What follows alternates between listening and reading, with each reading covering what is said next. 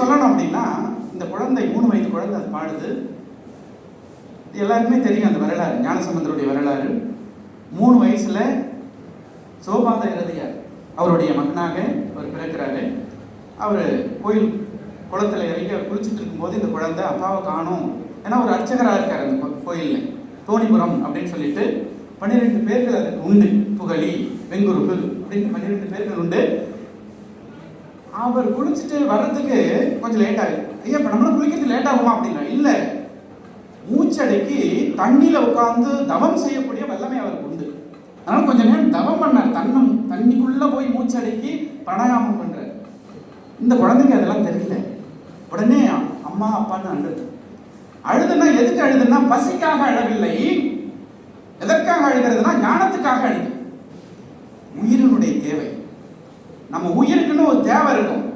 அது இப்பெல்லாம் வராது. மாணிக்கவாசகர் அழகா சொல்ற, புல்லாகி கூடாகி புழுவாகி பல்லிரு விருகமாய் பறவையாய் பாம்பாய் கல்லாய் மனிதராய் பேயாய் கணங்களாய் வல்ல சுரராய் முனிவராய் செல்லாண்ட தாவர சங்கமத்துள் எல்லா பிறப்பும் பிறந்தலத்தை நின்பெருமான் மெய்யே உன் பொன்னடிகள் கண்டு விடுச்சேன். என்ன காரணம் தெரியும்? பல பிறவிகள் பிறந்திருக்கிறோம் அப்படின்னா எப்படின்னா, புல்லாக கோடி பிறவிகள் பிறந்திருக்கும். கணக்கில் எண்ணிலே பிறவிகள் பிறந்திருக்கிறோம். இப்ப இந்த மனித பிறவி எடுத்திருக்கிறோமே, இந்த பிறவி எப்படிப்பட்ட பிறவினா, மிக புண்ணியமான பிறவி. எப்படின்னா அரிதான பிறவி.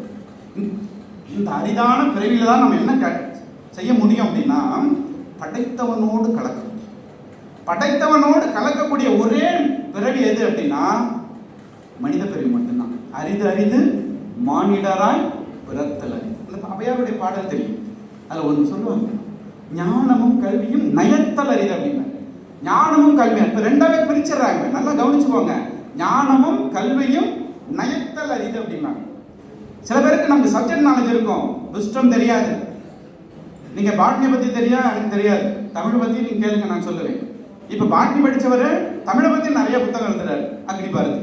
இப்ப நினைச்சு பாருங்க, அதுதான் விஸ்டம். எந்த துறை எடுத்து நீங்க தமிழுக்குள்ள வந்துட்டீங்கன்னா அது தமிழ் துறை அல்ல, ஒட்டுமொத்தமான ஞானத்தினுடைய களஞ்சியம்.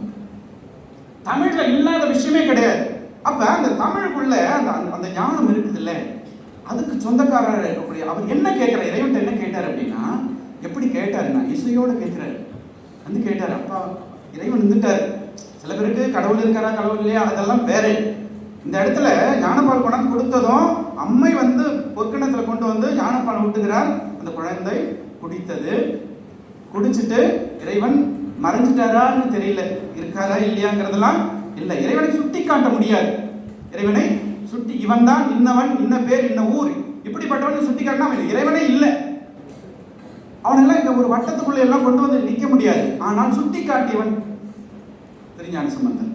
அதனாலதான் அந்த ஞான குழந்தை உடனே கேட்கிற, அப்பா கேட்கிறாரு, யாரு கொடுத்த எச்சில் பால்? அதுக்குள்ள குளிச்சு மேல வராரு. வரும்போது கடவா வழியா பால் சொட்டிக்கிட்டு இருக்கு.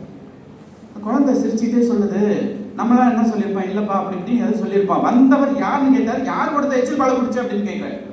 ரொம்ப ஆச்சரியமான இருக்கும் இல்லையா? அவங்க கேட்டவன் அது அவர் சொன்னாரு, நம்மளாம் என்ன சொல்லியிருப்போம், ஏதோ ஒன்று வந்தார் அப்படின்னு. ஆனா அந்த குழந்தை சொல்லுது, பாடலா சொல்லுது. என்ன பாடல்னா, இப்ப ரெண்டு வச்சுக்கங்க, ஒன்னு அறிவு, இன்னொன்னு உணர்வு. ரெண்டு மிகப்பெரிய ஆற்றல் மையம்.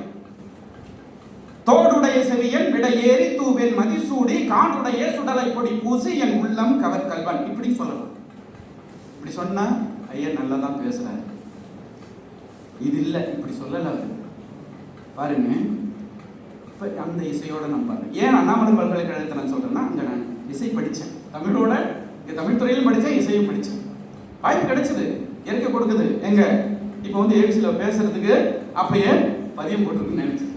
காலம் மிகப்பெரியது, வல்லமை உடையது. காலம் நியதி என்று சொல்வார்கள் சித்தாந்தத்தில். அது தெரியும் யாரை எங்க கொண்டுட்டு போகணும் அப்படிங்கிறது காலத்தினுடைய கையிலே இருக்கிறது. நிலமும் பொழுதும் என்று சொல்வார்கள் தமிழ். அப்ப அவர் ஞானசம்பந்தர் அந்த பாடல் பாடுறார். எப்படி அப்படின்னா, பாடலாமா? கேட்டு எடுத்து சாத்திடலாமா? யாரும் பாடக்கூடாது, அப்படி இருக்காது, கேட்டுவாங்க. ஏன்னா நான் சொல்லிடணும்ல, 6ஆம் நூற்றாண்டுல பாடின பாட்டு, 1400 வருஷத்துக்கு முன்னாடி உள்ள பாட்டை நான் இப்போ பாடினா நீங்களாம் கேட்பீங்களா?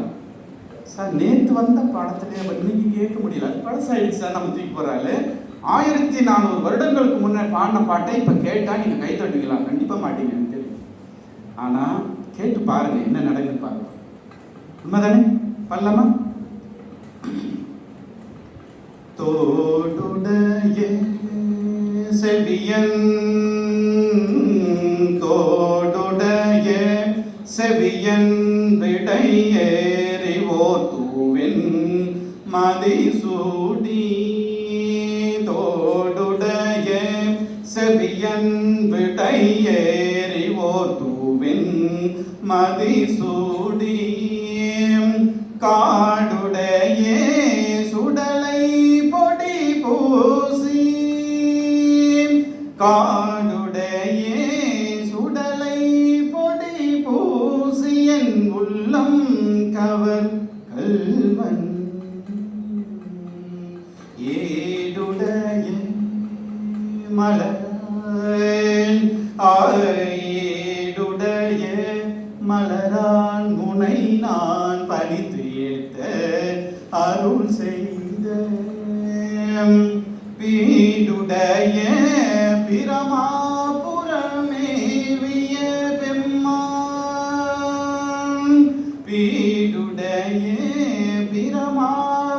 பிரமாபுரமேவிய பெம்மான் இவனன்றே